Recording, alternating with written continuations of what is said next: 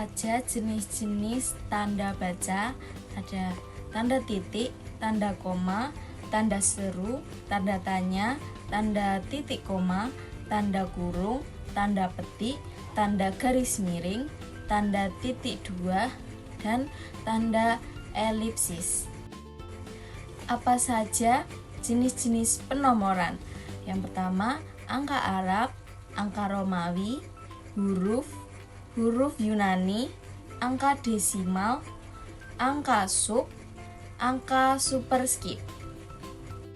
Kaidah penggunaan tanda baca, yaitu yang pertama, tanda titik digunakan untuk menandai akhir kalimat. Yang kedua, tanda koma digunakan untuk memisahkan kata-kata atau frasa dalam kalimat. Yang ketiga, tanda seru digunakan untuk menunjukkan emosi atau kejutan. Yang keempat, tanda tanya digunakan untuk menandai kalimat tanya.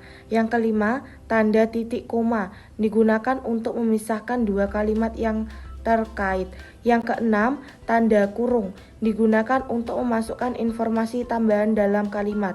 Yang ketujuh, tanda petik digunakan untuk menandai kata-kata yang dikutip. Yang kedelapan, tanda garis miring digunakan untuk memisahkan dua kata atau frasa yang terkait. Yang kesembilan, tanda titik dua digunakan untuk menandai penjelasan atau akhir.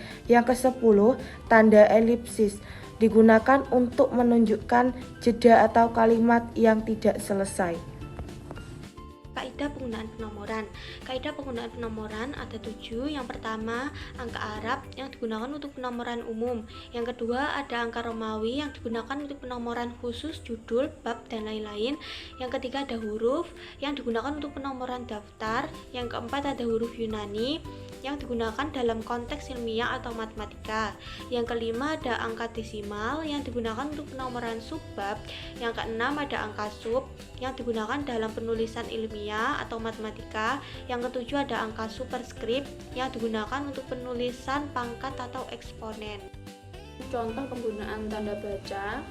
Yang pertama ada tanda titik, contohnya saya pergi ke pasar, titik. Yang kedua ada tanda koma, contohnya saya membeli apel, koma pisang, dan jeruk. Yang ketiga ada tanda seru, contohnya wow saya sangat senang, tanda seru. Yang keempat ada tanda tanya, contohnya apa yang kamu lakukan, tanda tanya. Yang kelima ada tanda titik koma, contohnya saya pergi ke pasar, titik koma, saya membeli apel.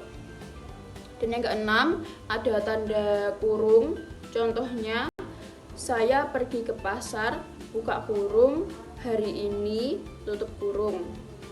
Yang ketujuh ada tanda petik, contohnya petik, saya sangat senang, katanya, tutup petik. Yang kedelapan ada garis miring, contohnya saya pergi ke Jakarta, garis miring Bandung. Yang kesembilan ada tanda titik dua, contohnya saya memiliki 3 hobi, titik dua, membaca, koma, menulis, dan berenang. Yang ke-10 ada tanda elipsis, contohnya saya pergi ke pasar, titik-titik, tapi lupa membeli apel. Tentang contoh penggunaan penomoran. Yang pertama, angka Arab yang terdiri dari 1. Pendahuluan, 2. Isi, 3. Kesimpulan. Yang kedua, angka Romawi terdiri dari 1. Pendahuluan, 2. Isi, 3. Kesimpulan. Yang ketiga, huruf terdiri dari A. Pendahuluan, B. Isi, C. Kesimpulan. Nomor 4, huruf Yunani dalam konteks ilmiah. A. Variabel pertama, B. Variabel kedua, C. Variabel ketiga. Yang kelima, angka desimal. 1.1 subbab 1, 1.2 subbab 2, 2.1 subbab 3. Yang keenam, angka sub penulisan ilmiah. H2O air, CO2 karbon dioksida. Yang ketujuh, angka superskrip penulisan pangkat. 2 pangkat 2 sama dengan 4, 3 pangkat 3 sama dengan 27. Assalamualaikum warahmatullahi wabarakatuh. Perkenalkan, saya Kak Sabrina Hoiranisa. Izin bertanya, tadi dijelaskan tentang penggunaan angka Arab dan angka. Boleh dijelaskan lagi kapan situasi yang paling tepat untuk memakai angka Romawi selain untuk judul bab? Perkenalkan, nama saya Desi Cahaning Utami dari Prodi S1 Keperawatan. Di sini saya akan menjawab pertanyaan dari Kak Sabrina, yaitu angka Romawi biasanya digunakan untuk bagian-bagian besar seperti pendahuluan, lampiran, atau penomoran tingkatan utama dalam dokumen formal. Angka ini dipakai agar terlihat lebih rapi dan terstruktur. Terima kasih. Perkenalkan, nama saya Meli Juliana Sitang dari jurusan S1 Keperawatan. Di sini saya izin bertanya. Tadi dijelaskan tentang penggunaan tanda baca. Boleh dijelaskan lagi kapan tanda titik koma digunakan? Terima kasih. Di sini saya akan menjawab pertanyaan teman saya tadi yang kapan tanda titik koma digunakan. Nah, pengganti kata penghubung digunakan untuk memisahkan kalimat setara di dalam sebuah kalimat majemuk tanpa menggunakan kata hubung seperti dan, lalu, atau. Terima kasih.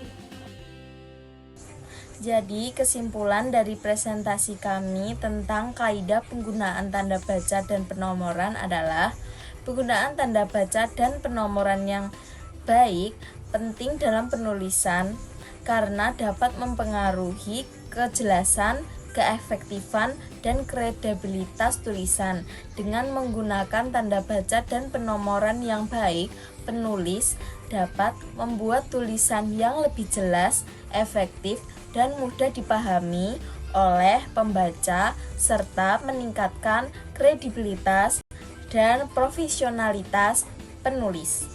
Terima kasih.